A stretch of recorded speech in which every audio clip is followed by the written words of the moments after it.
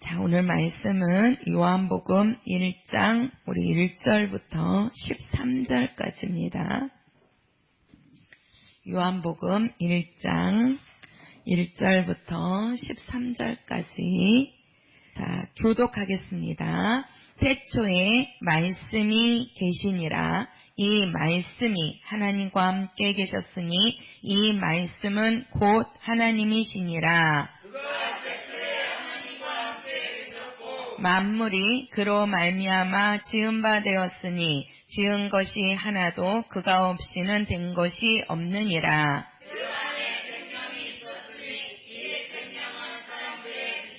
빛이 어두움에 비치되 어두움이 깨닫지 못하더라.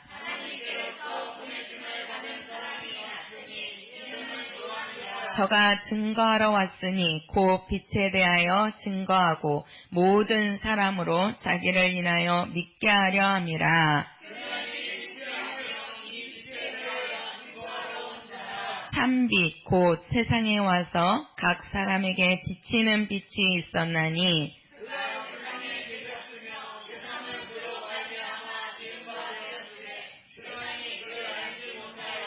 자기 땅에 오매 자기 백성이 영접지 아니하였으나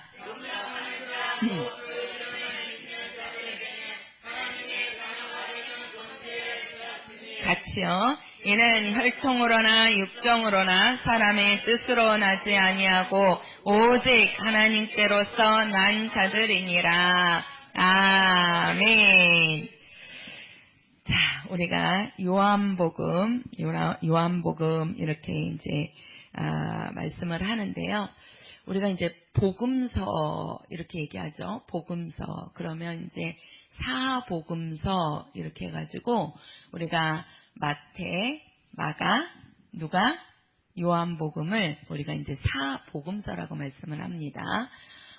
근데 우리가 이제 이 사복음서에서도 보면 이제 우리가 이제 창세기부터 요한계시록까지가 우리가 이제 하나님의 말씀이 이제 있는 우리가 이제 성경이라고 보는데요. 이제 목사님은 성경 그러면 이제 구약을 성경이라고 말씀하고 신약은 이제 예수의 말씀이다 이렇게 이제 말씀을 하시잖아요. 근데 우리가 이제 이 요한복음은요 성경 중에 성경입니다. 그리고 또 가장 이 66권 중에서 가장 그 영감이 있고 또 그 최고로 성령 충만한 그 복음서가 바로 요한복음입니다. 그래서 우리가 이 요한복음을 알면 우리가 하나님에 대해서 또 예수님에 대해서 성령에 대해서 아주 잘할 수가 있어요.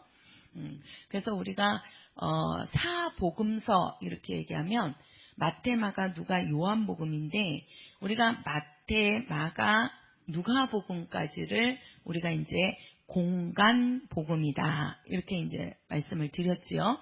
우리가 이제 공간복음이라는 얘기는 공통적인 내용이 들어있다는 거예요. 그래서 공간복음이라고 그러고 요한복음은 공간복음이 아니고 요한복음은 별도로 이렇게 둡니다. 별도로.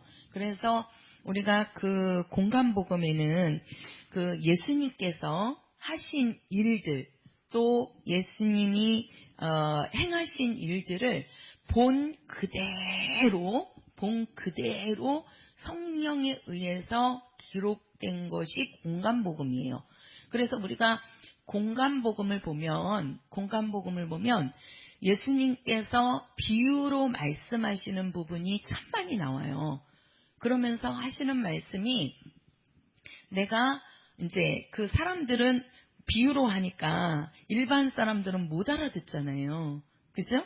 그리고 나서 이제 별도로 제자들에게는 와가지고 그 비유로 하신 말씀을 예수님께서 자세하게 설명을 해줍니다.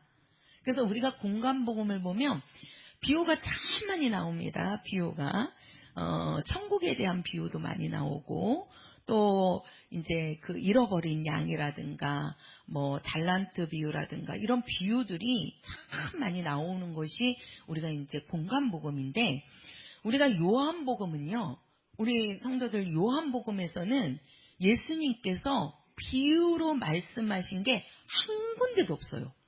비유로 말씀하신 것이. 그러니까 우리가 지금 새벽에 우리 성도들 마태복음부터 요한계시록까지 우리가 지금 이제 8독에 들어간 거거든요. 지금까지 이제 우리가 신약 성경을 7독을 했습니다. 이제 저하고 같이 이제 성경을 읽기 시작하면서부터 우리가 7독을 한 거예요. 우리가 새벽에 나와서 또는 집에서 읽으셨으면 신약 성경을 한 1년 좀 넘었나요? 2년 가까이 가나요? 2년은 안 됐네. 그죠? 1년 조금 넘었는데 실독을 하신 거는 많이 하신 거예요. 신약 성경을 한 번도 안 읽는 사람도 많이 있습니다. 근데 제가 이제 우리 성도들에게 이렇게 이제 말씀을 가르치고 또 이제 말씀을 준비하잖아요. 그러면 이제 그 말씀 부분을 갖고 제가 이제 또 책도 보고 성경도 보고 또 이제 그러면서 말씀을 준비합니다. 그러면서 우리가 이제 새벽에 또 성경을 계속해서 신약 성경을 읽잖아요. 마태복음부터 요한계시록까지 읽고 또 앞으로 와서 마태복음부터 요한계시록까지 읽고 제가 성경을 읽으면서 또 이제 제가 주일 낮에는 예수님에 대해서 또 이제 성경이 무엇을 말하는지 그런 부분들, 이제 하나님이 어떠한 분이시고 예수가 어떠한 분이고 성령이 어떠한 분이신지 우리의 믿음이 무엇인지 이거에 대해서 가르치고, 제가 이제 수요일 날은 그동안에 이제 마태복음을 갖고 우리 성도들하고 12장까지 보았습니다. 근데 정말 제가 이렇게 이제 그 마태복음 1장 1절부터 한 계절 한 계절 이렇게 이제 그 말씀을 준비하고 또 이제 성경 전체를 마태복음부터 요한계시록까지를 읽고, 그리고 이제 전체적인 하나님의 뜻과 또 아들 예수께서 이 땅에 오시는 것과 모든 이 땅에서 행하시는 하나님의 일들을 제가 이제 우리 성도님들한테 이렇게 말씀을 전하면서, 야, 진짜 이 하나님의 말씀이, 이 성경이 정말 보면 볼수록 또 알면 알수록 하나님에 대한 놀라움이 정말 커져요. 제가 이렇게 우리 성도들은 또 말씀을 들으실 때 어떠실지는 모르겠지만 제가 이제 우리 목사님을 통해서 말씀을 들으려고 앉아 있을 때와 또 제가 이제 그 말씀을 가지고 이제 목사님한테 들은 말씀, 또 이제 성경을 읽으면서 또 이제 또 이제 그 책을 보면서 신약 서적을 보면서 또 이제 말씀을 준비하면서 이렇게 준비를 하면서 이렇게 보니까 정말 그게 이제 하나님께서 주시는 영감인 것 같아요. 이제 우리 목사님을 제가 발뒤꿈치는 못 따라가고 있지만 정말 이 하나님의 이 역사라는 것이 얼마나 대단한지, 또 진짜 1.1핵이라도 땅에 떨어지지 않고 다 반드시 이루신다는 그 말씀이 사실이구나. 그런 거를 보면서 정말 하나님은 살아계신 분이구나. 하나님은 지금도 이 시간에도 우리들 속에서 하나님은 역사하시고 계시는구나. 역사한다는 것은 일하신다는 거거든요. 하나님은 계속해서 그분의 일을 이루어 나가시는 거구나 라는 것을 제가 참 많이 깨닫게 됩니다. 그래서 더군다나 우리가 이 요한복음을 보게 되면 그런 하나님의 뜻, 또 정말 하나님이 세우신 그런 그 뜻과 경륜과 또 아버지께서 아들을 이 땅에 보내시고 아들이 이 땅에 오셔서 또 아버지의 일을 다 이루시고 또 올라가셔서 우리에게 성령이 오시면서 그 성령이 우리를 인도하기까지의 그러한 하나님에 대한 그러한 영적인 부분이, 그래서 우리가 요한복음을 보면 비유가 한 부분도 없다는 얘기는 이 요한복음만큼은 완전 사실적이고 또 실제고, 우리가 이 영적인 생활이라는 거는 어떤 없는 것들을 있는 것처럼 허구로 만들어낸 것이 아니고 실제 생활이라는 거예요. 실제 생활. 우리의 영적인, 한번 해보세요. 우리 영적 생활은 실제 생활이다. 그렇지요. 우리 성도님들이 육체적으로도 살아가는 거, 밥 먹고 일하고 그러는 것들이 허구가 아니잖아요. 실제로 내가 먹어야 되고, 실제로 내가 일해야 되고, 실제로 잠자야 되는 거잖아요. 그런 것처럼 우리가 눈에 보이지는 않지만 이 영적 생활은 진짜 이게 사실적이고 정말 사실이고, 정말 우리들이 살아가는 데 있어서 아주 실제적인, 그러면서 영적인 그런 부분들을 다루고 있는 것이 바로 이 요한복음입니다. 그래서 저도 이제 이 요한복음 1장 1절부터 이제 나가는데, 마태복음을 제가 하면서, 이 마태복음을 하면서 제가 깨달은 것이, 구약의 하나님께서 시작으로부터 시작해갖고 이스라엘이 어떻게 쭉 내려오면서 거기에 예수님이 오시고 그곳에서 예수님께서 어떻게 이스라엘을 통해서 일을 하시고 또 이방인들에게 예수님이 어떻게 이 복음을 전하시는지를 우리가 이제 알게 되는데, 우리가 진짜 이 요한복음을 다 알면 진짜 우리가 하나님의 세계가 눈에 그려질 수 있는 보이지 않는 하나님의 세계, 하늘나라가 정말 그 하나님의 뜻이 우리들 안에 이렇게 쏙 들어올 수 있는 그러한 부분이 바로 이 요한복음입니다. 그래서 이 요한복음만큼 영적이고 성령 충만하고 또 성경 중에 성경인 그 책이 바로 이 요한복음이라는 겁니다. 그래서 오늘부터 이제 요한복음을 우리 성도들하고 같이 함께 이제 나아갈 건데요. 정말 이 속에서 우리가 하나님의 그 뜻과 정말 예수를 잘 아는 그러한 우리의 신앙생활이 되었으면 좋겠습니다. 그래서 우리가 이제 사도행전은 보면 우리가 이제 사도들이 사역한 그대로를 기록해 놓은 게 사도행전입니다. 근데 이제 우리가 공간복음은 예수님이 사도들이 행한 일이 아니고 예수님이 행하신 일을 그대로 보고 들은 것을 기록해 놓은 것이 공간복음입니다. 그게 마태, 마가, 누가복음이라는 거예요. 그러면 우리가 요한복음은 뭐냐면, 이 요한복음은 요한에게 예수님께서 영감을 주셔서 그 영감을 통해서 기록해 놓은 거기 때문에 영감이 없이는 요한복음을 알 수가 없대요. 요한복음을.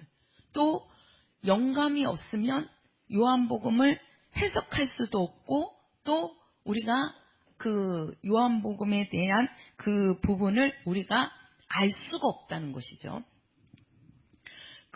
우리가 이제 여기도 보면, 우리가 이제 사복음서를 이렇게 보면, 같은 복음인데, 어디는 마태복음에 있는 사건이 마가복음에는 없기도 하고, 또 마태복음에 없는 사건이 마가복음에는 있기도 하고, 또 마가복음에 없는 사건이 누가복음에는 있고요. 누가복음에 없는 사건이 요한복음에서는 또 나타납니다. 근데 이렇게 각각 이렇게 있기도 하고 없다고 그래서 다른 것이 아니고 바로 뭐냐면 왜 그렇게 이제 우리가 다르냐 보면, 예를 들어서 우리가 이제 사진을 찍어요. 사진을 찍으면 이제 제가 만약에 이제 정규 사진을 딱 찍는다고 해봐요. 그러면 이제 카메라로 사진을 찍을 때 앞에서 제가 사진을 찍는 모습과 또 옆에서 정규로 이렇게 사진을 찍는 모습이 있지요. 측면에서. 또 어떨 때는 뒤에서 사진을 찍기도 하잖아요. 뒤에서 찍으면 앞에 윤곽이 안 드러납니다. 그냥 뒤에 형태만 있을 뿐이에요. 또 옆에서 찍는 모습과 앞에서 찍는 모습, 앞에는 찍으면 다 윤곽이 드러나지요. 그죠? 그런데 그것이 각각 앞의 모습과 옆의 모습과 뒤의 모습과 또 위에서 이렇게 내려서 이렇게 우리가 사진을 찍으면 또 뭐 그냥 위에 동그란 머리만 이렇게 딱 이렇게 찍힐 수도 있는 거잖아요. 근데 그렇게 각 부분을 이렇게 찍기 때문에 그 찍히는 모습이 달라 보이지만 그거는 다른 것이 아니고 한 인물을 중심으로 해서 찍은 겁니다. 우리가 복음서는요, 사복음서는 각각의 마태복음에 있는 것이 마가복음에는 없을 수도 있고, 마가복음에 기록된 것이 요한복음에는 없을 수도 있어요. 근데 그것이 각각 다르는 것이 아니고 예수 한 분을 중심으로 해서 그것을 바라본, 그러니까 쉽게 말해서 그것을 경험한 사람들을 증인이라 그래요. 그 증인들이 예수님 한 분을 놓고 예수님을 본 증인들이 어떤 사람은 앞에서, 어떤 사람은 옆에서, 어떤 사람은 뒤에서, 어떤 사람은 위에서 사진을 찍듯이 예수님의 각 부분들을 보고 그 부분들을 기록한 겁니다. 만약에 마태, 마가, 누가, 요한복음을 똑같이 기록을 해야 된다라고 하면 그거는 복사한 것밖에 되지 않는 거예요. 복사한 것밖에. 근데 그렇지 않은 것은 바로 뭐냐?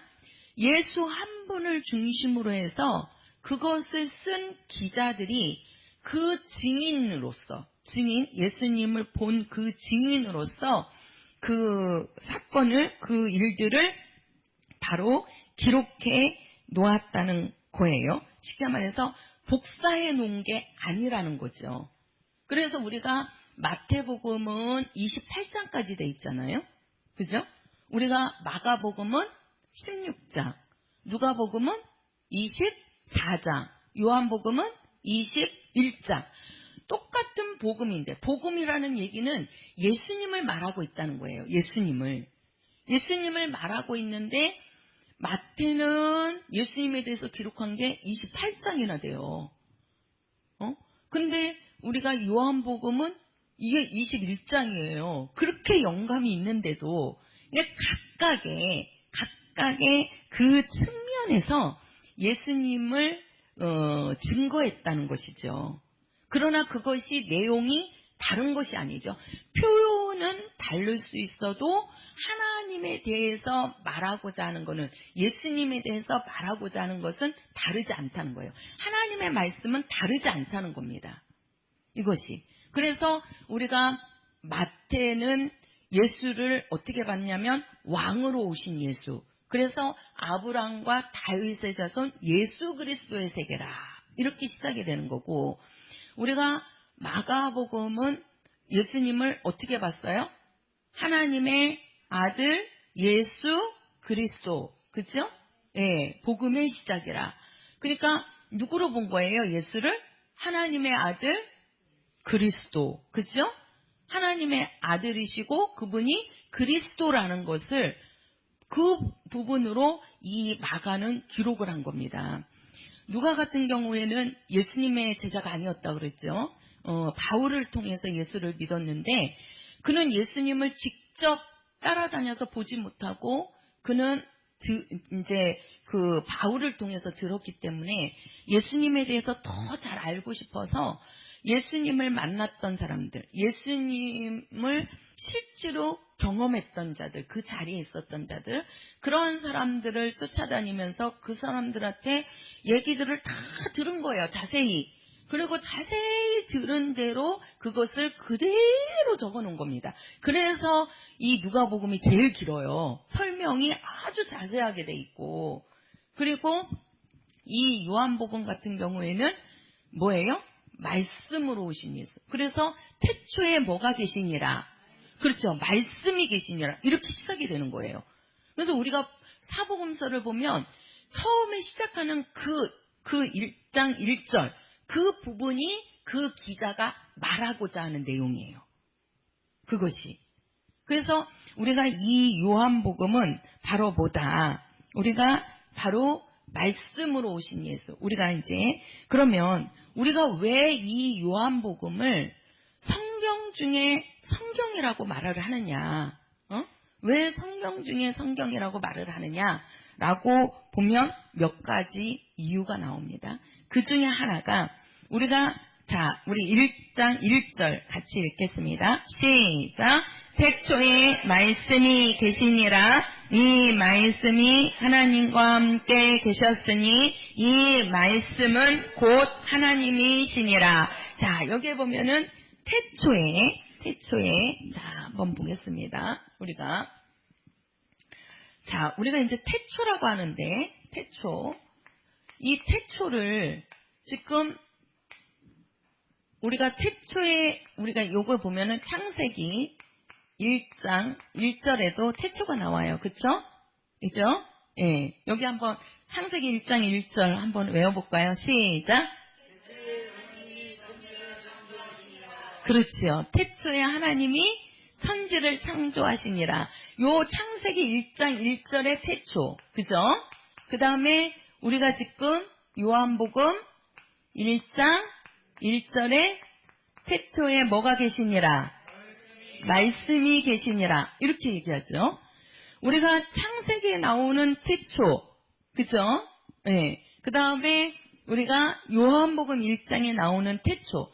우리가 한글로는 똑같은 태초지만 이게 시간적으로는 다릅니다. 우리가 창세기 1장 1절에 나오는 요 태초는 무슨 태초라 그랬죠? 그렇죠. 만물의 시작입니다. 만물의 시작. 그래서 하나님이 태초에 천지를 창조하시니라. 그러면서 그 천지가 바로 우주와 지구.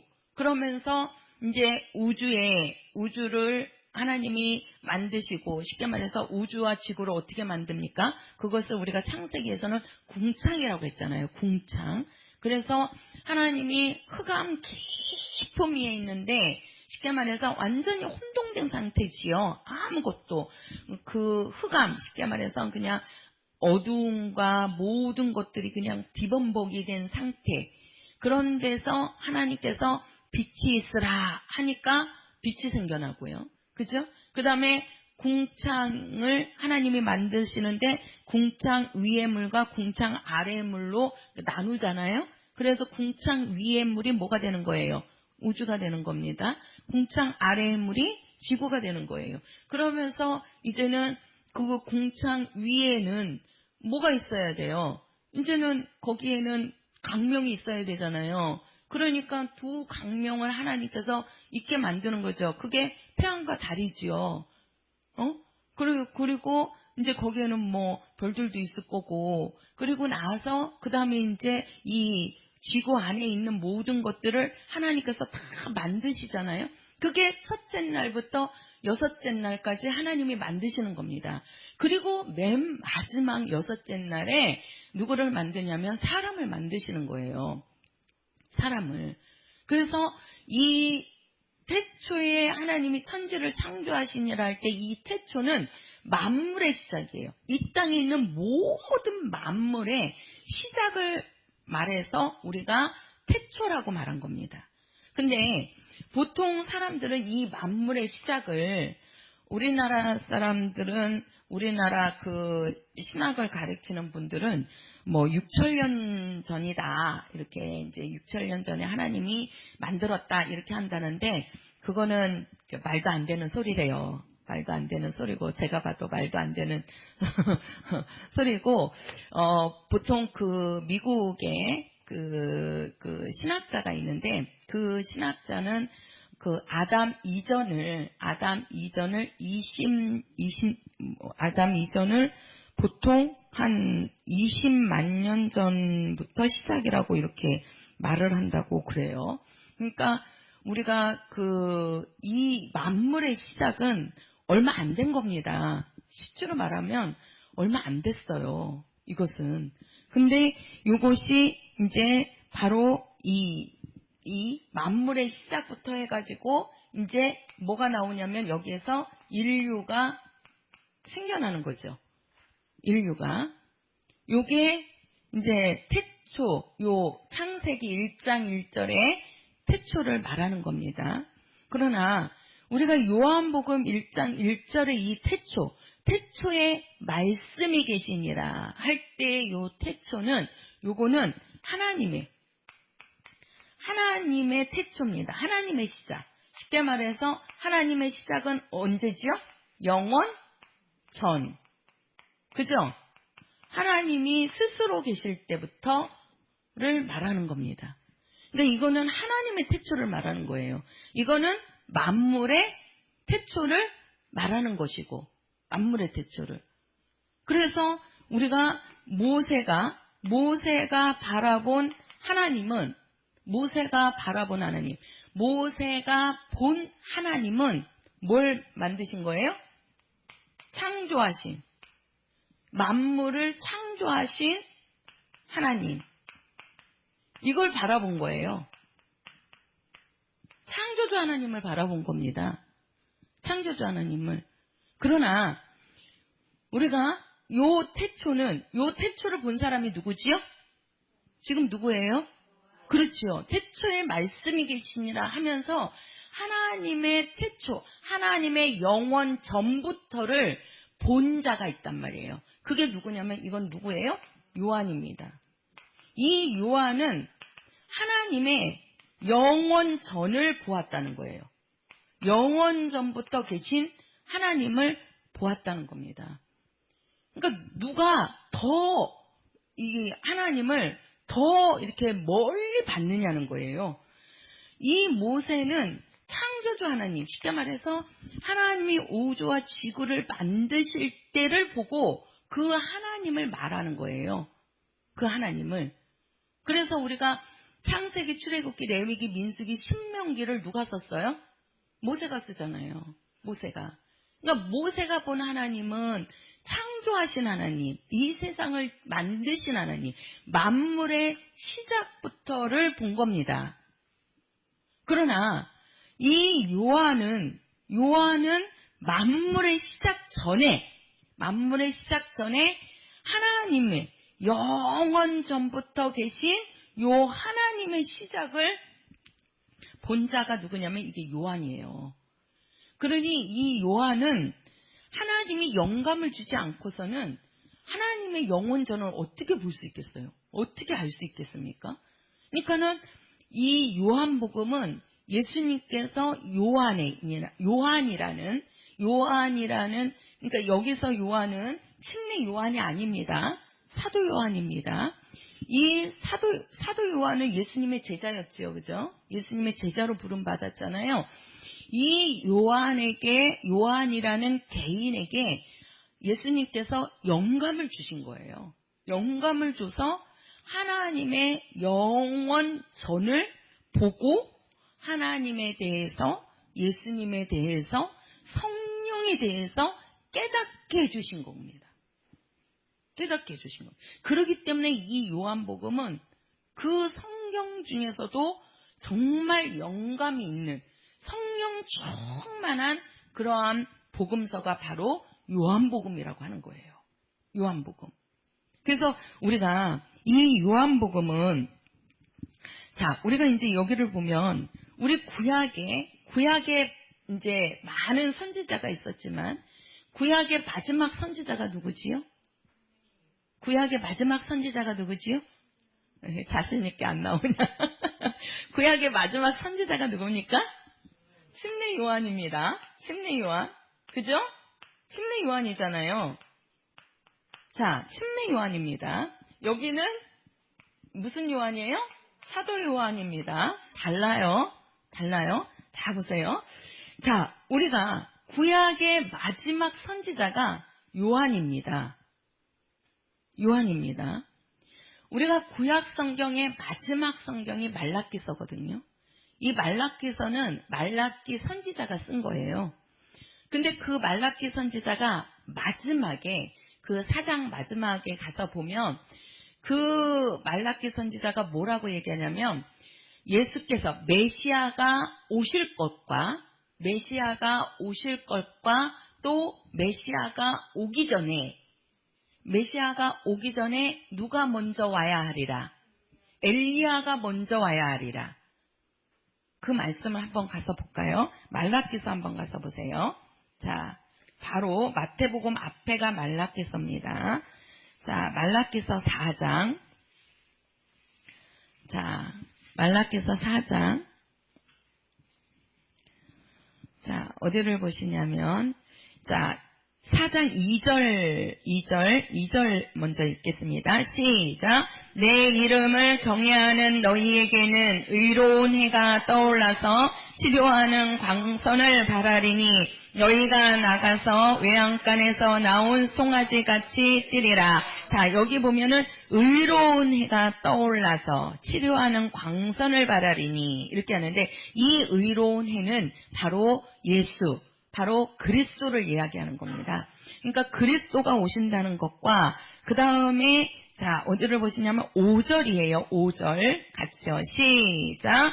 보라 여호와의 크고 두려운 날이 이르기 전에 내가 선지자 엘리야를 너희에게 보내리니 자 여기에 보면은 엘리야를 너희에게 먼저 보낸다는 겁니다. 그러니까 자 보세요. 여기 보세요. 자 말라기 선지자가 이제 구약의 마지막 성경이 말라기서인데 이 말라기서의 마지막이 바로 뭐냐면 누가 오리라? 메시아가 온다는 거죠. 그죠? 예. 우리가 이제 그 히브리 말로는 메시아고 그다음에 헬라어로는 뭐라 그랬어요? 그리스도. 그래서 메시아나 그리스도나 똑같은 말이라고 했어요. 자, 메시아가 오리라 이렇게 했습니다. 메시아가 의로운 해가 떠오른다는 거지요. 그리고 의로운 해가 떠올리기 전에 누가 먼저 오리라? 엘리야가 먼저 오리라 그랬어요. 그래서 이 엘리야가 먼저 와서 메시아를 증거한다는 거죠. 증거한다는 겁니다. 그래서 우리가 이제 그래서 이스라엘 사람들은 이 선지자가 오기를 기다린다 그랬잖아요. 선지자가. 근데 그 선지자가 그들은 엘리야가 구약에 있던 그 엘리야가 그대로 올 줄 알았는데 아니 엘리야는 죽었는데 뭐 그대로 어떻게 옵니까? 뭐 환생을 합니까? 그건 안 되는 거죠. 그 엘리야는 바로 누구를 가리키는 겁니까? 침례 요한을 말하는 것이다 라고 했잖아요. 침례 요한을. 그래서 뭐예요? 이 구약의 이 마지막이 메시아가 올 건데 쉽게 말해서 메시아는 예수를 말하는 겁니다. 그리스도 우리를 구원할 구주 예수가 오실 건데 예수가 오시기 전에 엘리야가 먼저 오리라. 바로 침례 요한이 먼저 온다는 거죠. 그래서 침례 요한이 와서 누구를 증거하는 거예요? 예수를 증거하는 겁니다. 예수 만날 때까지만 이 침례 요한이 있었고 예수님한테 침례 주고 나서 바로 침례 요한은 어떻게 됐어요? 순교당하잖아요. 그죠? 죽잖아요. 순교당한단 말이에요. 그러면서 구약의 마지막을 찍는 겁니다. 그래서 구약의 마지막은 침례 요한이에요. 구약의 마지막은. 그래서 마지막 선지자가 이게 침례 요한이라고요. 마지막 선지자인 침례 요한으로부터 예수가 발견되는 겁니다. 예수를 뭐예요? 그 이스라엘 백성들한테 예수께서 우리가 기다리던 메시아고 우리를 구원할 구주라는 것을 이스라엘 백성들에게 나타내 주는 거죠. 그 일을 위해서 온 자가 바로 침례 요한입니다. 잘 보세요. 구약의 마지막이 침례 요한으로서 끝납니다. 침례 요한으로서. 근데 우리가 이제 신약에 와서 자, 예수님께서 사도 요한에게 이제 하나님의 영원, 여기는 영원 전부터, 자 보세요. 요한에게 보여주신 것은 뭐냐? 영원 전부터 하나님의 뜻과 또 이 땅에 누가 오시죠? 아들 예수가 오셔서 그 예수를 통해서 누구를 알게 하죠? 아버지를 알게 하죠? 그죠? 아버지를 알게 해요.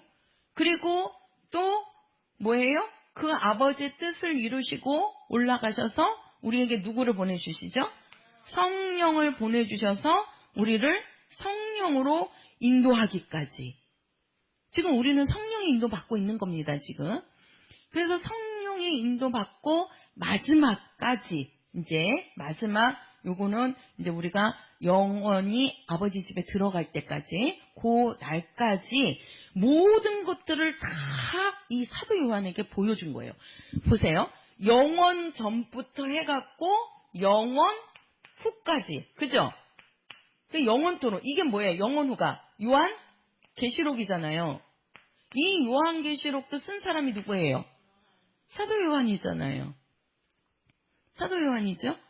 그래서 사도 요한을 통해서 요 영원 후에, 쉽게 말해서 우리가 영원토록 아버지 집에서 살 나라를 위해서도 어떻게 될 거라는 거를, 이후에 우리가 어떻게 될 거라는 것을 이 요한에게 다 보여주셨잖아요. 그러니까 요한은 하나님의 영원 전부터 영원 후까지를 다 하나님이 주신 영감을 통해서 그는 보았습니다. 이 모든 것들을. 그리고 요한계시록을 마지막으로 해서 우리가 이후에 갈 나라까지를 다 알려주고 그 다음에 이 요한이 이제 죽지요.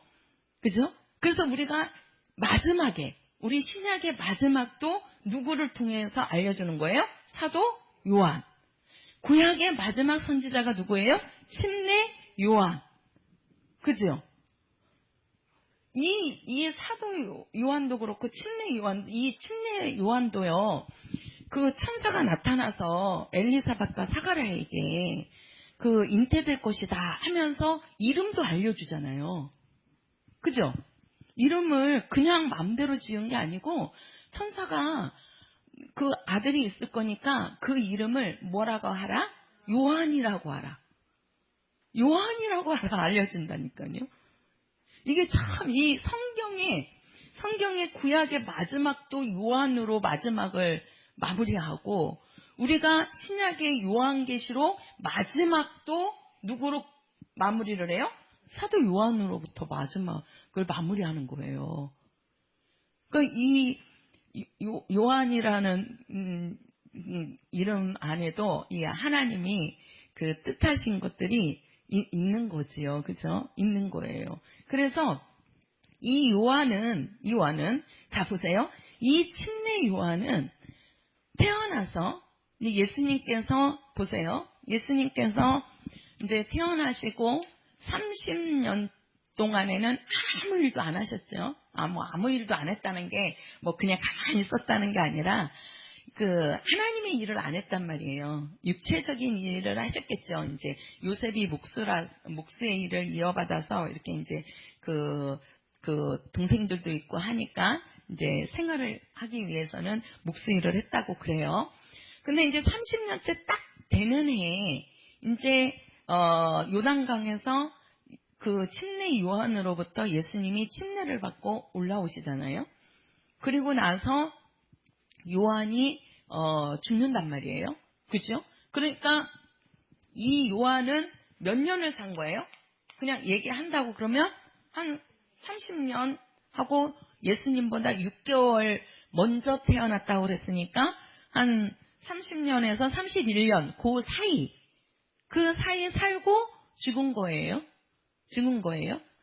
근데 이 사도 요한은 예수님께서 이 사도 요한은 몇 살까지 살려두시죠? 100살. 100세를 삽니다. 100세를. 100세를. 그러니까 100세를 살면서 그 영감이 처음부터 끝까지 다르지 않았다는 거예요. 우리가 사도 요한이 쓴 성경이 요한복음하고 요한 1서, 요한 2서, 요한 3서, 그리고 요한 계시록. 이제 마지막이 요한 계시록으로 끝나잖아요. 요한 계시록까지 이게 사도 요한이 쓰는데, 이 사도 요한이 요한 계시록을 쓸 때는 이제 아무리 사도 요한 같은 경우에도 엄청난 환난과 핍박을 많이 당했고 고난을 많이 겪었습니다. 그 전에 11 제자들은 다 순교당해서 죽었잖아요. 순교당해서. 그러니까 보통 11 제자들은 오래 못 살았단 말이에요. 오래 못 살았어요. 근데 이 사도 요한만큼은 예수님께서 100년이라는 것은 1세기입니다. 1세기. 100년이라는 1세기를 살게 하면서 마지막에 반모섬에 이제 유배가 가지고 그 반모섬에서 이제 하나님이 환상을 보여주셔가지고 그 환상을 보고 기록한 게 이게 이제 요한계시록이 되는 거예요. 이것을 기록하고 이제 요한이 거기서 죽는 겁니다. 그러니까 100세 가까이 돼가지고 이 요한계시록을 기록을 하는데, 정말 한번 보세요. 우리도 나이가 한 70만 넘고 이제 한 80까지만 돼도 이게 우리가 기억력이 막 흐려지잖아요. 기억이. 그래서 막 그냥 오늘 했던 것도 기억이 안 나고, 저번에 했던 것도 기억이 안 나고 막 그런단 말이에요. 그죠? 그러니까 보통 한 70이 넘어가면 이제 기억이 이제 자꾸 나지 않고, 그래서 기억력 세포가 이제 점점 줄어든다고 그러죠. 그러니까 자꾸 이제 기억을 제대로 이제 잘 안 되는 겁니다. 근데 이 요한은 100세를 삽니다. 100세. 근데 100세까지 살면서 이 하나님의 이 말씀을 기록을 남기는데 전혀 이 시작부터 끝이 다르지 않다는 거예요. 똑같다는 거예요. 그래서 이 요한복음을 요한복음을 진가를 내리는 부분 중에 하나가 그거랍니다. 보통 우리가 복음서 같은 경우에 우리가 이제 사도 바울 같은 경우에도 많이 못 살았거든요. 그들은 보통 제자들 같은 경우에도 예수님이 죽은 다음에 그 다음에 이제 20년, 30년 지나서 기록을 했어요. 보통 그렇게. 그러니까 예수님을 만나서 보고 들었고 그랬는데도 그들은 뭐예요? 보통 한 20년에서 30년 요 사이에 자기네들이 경험한 거를 기록을 하고 죽은 겁니다. 근데 요한은 100년이에요. 100살까지 살면서, 그러니까 1세기를 살면서 전혀 그러니 20년, 30년의 예수의 증인된 자들과 100살을 살면서 예수의 그 증인으로 살면서 그것을 기록한 자와 그 영감이 어떻겠냐는 거예요. 그래서 이 요한복음을 아주 성경 중에 성경이라고 말하는 겁니다. 이 요한복음을. 우리 성도들 그냥 요한복음 읽어 나가시는데, 이 요한복음은 진짜 우리가 영적인 눈으로 보면 진짜 정말 성경 중의 성경이라는, 이걸 어떻게 내가 표현을 해야 될지를 몰라서 진짜 성경 중의 성경이라는 거. 그리고 정말 최고의 영감 있는 성경이라는 거. 이게 요한복음이라는 겁니다. 이 요한복음. 그래서 우리가 요한복음을 통해서 우리들은 눈에 보이지는 않지만 요 하나님에 대한 부분을 우리는 아주 잘 알 수 있는 부분이 바로 우리가 이 요한복음이라고 하는 겁니다. 그러면 우리가 이제 이 공간복음, 쉽게 말해서 구약의 창세기부터 또 우리가 공간복음 포함해서 요한계시록까지 요한복음을 제외한 모든 우리 성경의 창세기부터 요한계시록까지는 만물의 시작부터 시작해갖고 만물의 최후 심판까지를 이렇게 순서적으로 기록해 놓은 것이 그 부분이에요. 그런데 요한복음은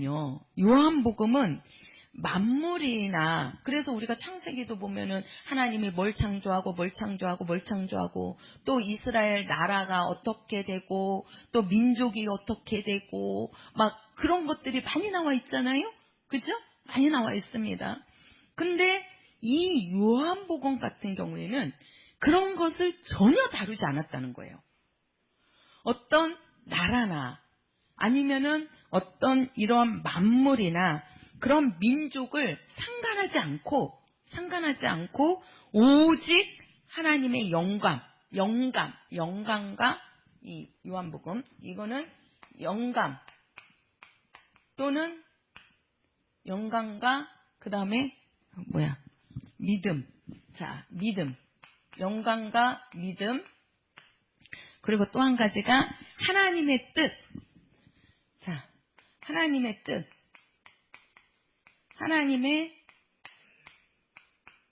뜻으로만 되어져 있는 게 이게 뭐라고요? 요한복음. 그러니까 요한복음에서는 어떤 사람의 얘기도 안 나오고 어떤 나라에 대한 또 어떠한 그런 만물들에 대한 그런 부분들이 다 전혀 안 나옵니다. 전혀. 그래서 비유가 없는 거예요. 그냥 그 하나님의 영감을 받아가지고 그 영감으로 하나님을 알고, 하나님을 아는 게 우리의 믿음이잖아요. 그죠? 우리의 믿음이란 말이에요. 우리 믿음이 뭐예요? 하나님을 아는 게 우리의 믿음이란 말이에요. 그러니까 그 믿음과 하나님의 뜻만을 나타낸 것이 바로 뭐다? 요한복음이다. 그래서 이 요한복음은 우리가 이 산에 가면 나무들이 있는데 거기 가보면은 그 나무를 표현을 할 때 나무에는 뿌리도 있고 가지도 있고 몸뚱아리도 있고 또 가지도 있고 이파리도 있고 또 거기에 열매도 있고 막 별의별 게 다 붙어 있잖아요. 그 다 붙어 있는 게 그 창세기부터 요한계시록까지를 얘기하는 거예요. 그런데 그 중에 집을 지으려면 이파리가 필요합니까? 가지가 필요합니까? 어떻게 합니까? 다 잘라버리고 뿌리도 잘라버리고 가지도 잘라버리고 그 기둥으로 쓸 그 나무만 딱, 그래서 이렇게 집을 짓는 나무는 이렇게 이런 나무로만 딱딱 잘라갖고 와서 요거를 뭐 판으로 이렇게 깎든가 어떻게 하든가 그러잖아요. 그러니까 집을 지을 때는 뭐예요? 이파리도 필요 없어요. 그냥 다 잘라버리고 요 기둥이 될 만한 그 나무만 딱 갖다가 집을 딱 세우는 겁니다. 그 역할을 하는 게 이게 요한복음이라는 거예요. 그래서 이 요한복음은요, 뭘 뺄 수가 없는 거예요. 뭘 뺄 수가 없어요. 쉽게 말해서 우리가 공간복음은 이게 그냥 그 예수님을 따라다니면서 예수님이 행하신 그러한 일들을 그때그때 경험을 한 거잖아요. 그래서 그 부분만 딱 발치해서 그것만 갖고 얘기하면은 얘기가 돼요. 얘기가. 쉽게 말해서 소경이 예수님 만나갖고 눈을 떴다. 그러면 그래, 소경이 예수님 만나서 눈을 떴네? 그러면 끝나는 거라고요. 그죠? 그 부분에 대해서는 아는 거예요, 정확하게. 그런데 요한복음 같은 경우에는 이 부분을 빼고 이 부분을 얘기해 갖고는 안 된다는 거예요. 쉽게 말해서 우리가 이 요한복음 같은 경우에는 1장부터 21장까지를 전체를 다 중요하고 다 알아야 되고 어느 한 부분도 뺄 수도 없고 어느 한 부분이 중요하지도 않고 어느 한 부분이 중요하고 그런 부분이 없다는 겁니다. 그러니까 이 요한복음만큼 정말 알고, 쉽게 말해서 가감할 수 없는 그 예수님을 보여주는 부분이 바로 무엇이다? 요한복음이다. 그래서 이 요한복음은 100% 알아야 되는 겁니다. 100%. 공간복음은 그 부분만 알아도 해석이 될 수 있지만 이 요한복음은 전체를 모르면 요한복음은 해석을 할 수가 없는 거예요. 말을 할 수가 없는 겁니다. 그래서 많은 목사님들이 그 유튜브에 말씀 전하는 거 우리 성도들 들어보세요.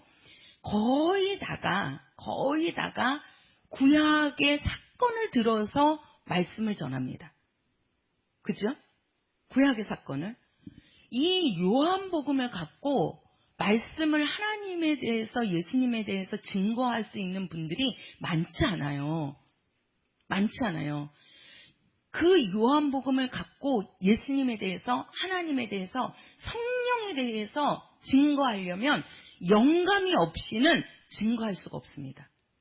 영감이 없으면.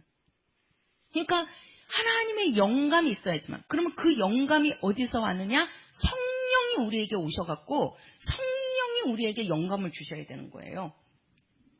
우리가 보면은 이 요한복음을 우리가 이제 이렇게 얘기를 하는데, 요거를 제가 조금 지우고 요거를 다른 부분으로 조금 설명을 드릴게요. 조금 하니까 간단하게. 자, 우리가 신학을 이야기하는데요.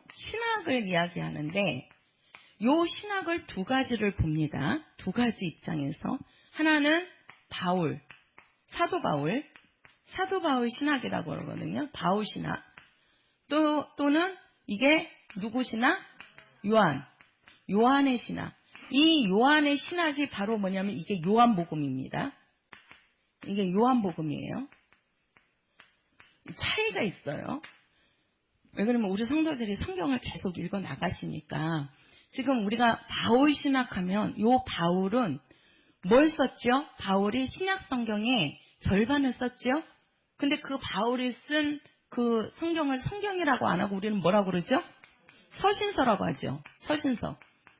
바울의 서신서를 중심으로 해서 신학을 얘기하는 겁니다. 요한의 신학은 요한복음을 중심으로 해서 신학을 이야기하는 겁니다. 신학을. 우리가 이제 신학을 공부하면 두 가지를 이제 한단 말이에요. 근데 보통 지금 현대 신학은 이 요한의 신학을 잘 다루지를 못한대요. 왜 그러냐면, 이거는요, 이 요한복음은 우리 성도들은 맨날 영에 대해서 듣고 맨날 하나님이 어떤 분이고 예수가 어떤 분이고 성령이 어떤 분이고 귀신이 뭐고 마귀가 뭐고 맨날 우리 성도들은 드러나가지고 이게 이렇게 얘기를 해도 지금 들려온다고요. 근데 영적인 거를 모르는 사람들은 이 요한의 신학을 다룰 수가 없다니까요. 요한복음을 해석할 수가 없다니까요. 이거를. 그래서 보통 신학이 이 바울 신학입니다. 바울 신학. 그러면 우리가 이 바울의 서신서를 보면, 간단하게만 할게요. 바울의 서신서를 우리 성도들이 읽잖아요. 바울의 서신서가 어디서부터 시작이 됩니까? 로마서. 그죠? 사도행전은 사도들의 사도들의 사역을 기록해 놓은 것이 사도행전이고, 로마서, 사도행전, 로마서, 고린도전서, 쭉 나가잖아요. 그죠? 예. 그 서신서, 바울의 서신서를 중심으로 해서 말을 하는 겁니다. 그러면은, 바울의 서신서를 보면은요, 제가 또 이 바울의 서신서를 읽으실 때, 우리가 이제 새벽에 이제 성경을 읽을 때, 제가 그 전후서 이렇게 하면 고린도 교회가 어떻게 세워졌고 바울이 어떠한 상황에서 이렇게 서신서를 보냈는지를 간략하게 설명을 드릴 때가 있어요. 그러면 보통 이 바울의 서신서는요, 바울은요 목회자입니다. 바울은 목회자거든요. 왜 목회자예요? 자기가 전도해서 전도한 영혼들을 교회를 세워서 교회에서 양육을 시키는 거예요. 이게 목회자거든요. 그래서 바울은 목회자입니다. 목회자. 목회자이다 보니까 이 성도들을 어떻게 해야 돼요? 신앙생활을 잘하게끔 만들어야 되잖아요. 신앙생활을. 그죠? 신앙생활을 잘하게 해야 되니까 요 바울 같은 경우에는 뭡니까? 그 교회의 문제점들을 이야기를 하면서 너희들이 이단들이 들어와 있고 적그리스도가 들어와 있고 또 많은 율법주의자가 들어와 있고 영지주의자들이 들어왔으니까 너희들은 이렇게 조심해라. 막 이제 그렇게도 얘기도 하고 또 이제 교회에 분란이 있는 겁니다. 교회에 분란이 있어갖고 성도들이 막 나누어지는 거예요. 그러니까 너는 바울파다, 너는 게바파다, 나는 아볼로파다. 막 그래갖고 성도들이 나누어지는 겁니다. 그 소식을 바울이 듣고 또 쓰는 겁니다. 그러면서 야 너희들이 언제 나로 인하여서 너희들이 침례받은 적이 있느냐, 게바로부터 게바 이름으로 침례받은 적이 있느냐, 아볼로의 이름으로 침례받은 적이 있느냐, 오직 그리스도의 이름으로 너희들이 침례받은 것이 아니냐, 이렇게 이제 성도들을 설득하는 겁니다. 왜? 그들이 그런 문제 속에서 왜? 신앙을 저버리고 나갈 것 같거든요. 저도 목회를 하니까 이제 우리 성도들이 생활을 하다 보면 이런 일 저런 일을 많이 겪고 또 힘든 일들도 많이 겪습니다. 그러다 보면 이제 제가 만나서 또 찾아가서 얘기도 들어주고 또 얘기 들으면 집사님 이렇게 해야지, 참고 인내해야지, 우리가 이런 거 다 그런 거는 속는 것이다, 이렇게 얘기를 해준단 말이에요. 그 모든 부분들이 바로 뭐다? 신앙생활에 관련된 부분입니다. 그치요? 예수님에 대해서 제가 가르치는 게 아니잖아요. 집사님 지금 힘들지만 이렇게 하고 이겨내야 돼, 참아야 돼, 견뎌야 돼, 하나님이 도우실 거야, 기도하자, 이거잖아요. 바울의 신학이 그거예요. 그래서 이 바울은요 뭘로 설명을 하냐면 우리가 갈라디아서 5장 22절에서 23절에 뭐에 대한 것이 나오냐면 성령의 열매가 나옵니다. 성령의 열매. 그죠? 우리 주애가 성령의 열매 찬양을 부르더라고요. 우리는 성령의 열매 이렇게 대봐 그러면 우리 못 되죠. 애들은 찬양으로 부르니까 그거를 9가지인가? 그죠? 그거를 쭉 얘기하더라고요. 찬양으로 부르니까 애들이 다 외우더라고요. 야, 그래서 네가 나보다 낫다. 그걸 다 외우니. 근데 성령의 열매를 얘기합니다. 잘 보세요. 그러면 성령의 열매가 뭡니까? 이 성령의 열매는 뭐지요? 바로 행위입니다. 행위. 이렇게 해야 된다 이거예요. 이렇게 해야 된다. 그래서 우리가 바울 서신을 중심으로 하다가 보면 원래 이제 바울이 율법주의자였잖아요. 근데 예수님을 그 다메섹 선상에서 부활하신 예수의 음성을 듣고 변화된 게 사도 바울이에요. 바울이. 근데 이 바울 같은 경우에는 예수님을 직접 만났거나 직접 들었거나 직접 경험한 바가 있어요, 없어요? 없단 말이에요. 그러니까 이 사도 바울은 예수님을 어떻게 알았느냐? 성령을 받고, 잘 보세요. 성령을 받고 그 영감으로 예수를 안 겁니다. 사도 바울은. 그러면서 그가 가서 전도해서 그 영혼들을 세워서 교회를 세워서 이 치리를 하다가 보니까 성도들에 대한 그러한 신앙생활, 기도해야 되는 부분, 또 모든 그런 성도들의 삶. 그래서 이 사도 바울의 중심은 바로 뭐냐면 그리스도인. 바로 이건 뭡니까? 그리스도인의 완성. 이게 뭐예요? 그리스도인으로서 어떻게 살아야 된다. 요것을 이야기하는 거야. 성령의 열매를 통해서. 그러니까 이 사도 바울이 복음은 알아요. 왜 그러냐면 부활하신 예수를 만났기 때문에 예수의 죽음과 부활을 증거합니다. 근데 목회자이다 보니까 성도들을 이렇게 양육을 할 수밖에 없는 거예요. 그래서 서신서 내용들이 거의 다가 이렇게 성도들이 이렇게 살아야 되느니라, 이렇게 살아라 계속해서 권면합니다. 이게 서신서예요. 그래서 바울을 중심으로 한 신학은 잘못하면 이 바울은 여기에서 복음을 안 자이지만 바울은 복음을 안 잡니다. 그러나 목회자이다 보니까 신앙생활을 잘하게 하기 위해서, 이기게 하기 위해서, 성도들을 잘 양육하기 위해서 이런 부분들을 다루어 준 건데, 이것이 잘못 가다 보면 이것이 지금 현대신학이 근거예요. 왜 이게 여기서 나오는지를 알아야 돼요. 그래서 일반 목사님들이 왜 목사님이면서 예수 안 하고 왜 맨날 행위로 구원받는다 막 이런 말들이 목사님들이 가르쳤기 때문에 성도들이 그렇게 말하는 거잖아요. 왜 거기서 그런 말이 왜 나오느냐? 이게 바울 신학을 중심으로 하기 때문에 그러는 거예요. 그래서 뭐예요? 이것이 복음은 바울은 알고서 이거를 얘기하는 건데, 이거를 이렇게 강조를 하다가 보면 이것이 다시 뭘로 돌아가는 거예요? 율법으로 돌아가게 되는 거예요. 율법으로. 지금 마찬가지입니다. 지금 교회들이 율법으로 돌아가는 교회들이 많단 말이에요. 왜 그래요? 그 목사님들이 신학을 할 때 바울 신학을 중심으로 해서 신학을 하기 때문에 그러는 거예요. 그렇기 때문에 이것이 잘못되면 행위를 강조하게 되는 거예요. 행위를. 율법으로 다시 돌아가는 거죠. 바울은 그게 아니었거든요. 바울은 복음을 진짜 안자예요. 그 영감을 보면 로마서도 그렇고 히브리서를 보면 바울은 영감이 있는 자였지만 그 성도들을 양육하는 목회자이다 보니까 너희들 이렇게 살아라 하고 얘기한 건데 그것을 신학화시킨 거예요. 그러다 보니까 이것이 뭐예요? 율법으로 돌아가는 오류를 범하게 되는 겁니다. 지금. 근데 우리가 이제 이 요한의 신학은요. 요한은 행위에 대한 부분이 없습니다. 오직 그 영감을 받아서 뭐에 대한 거예요?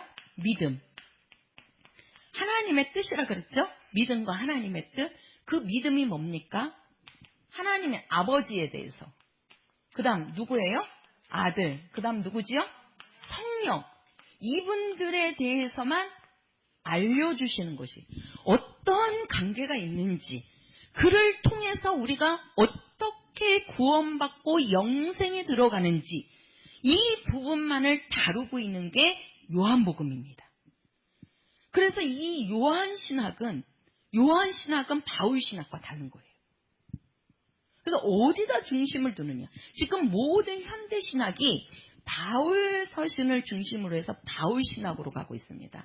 그러니까 그렇게 배운 목사님들이 똑같이 그렇게 가고 있는 거예요. 율법을 중요시 여기는 거예요. 행위를 중요시 여기는 거고. 바울의 서신서를 보면 그렇게 갈 수밖에 없어요. 그렇게. 근데 우리는 바로 보다 정말 예수님께서 이 요한을 통해서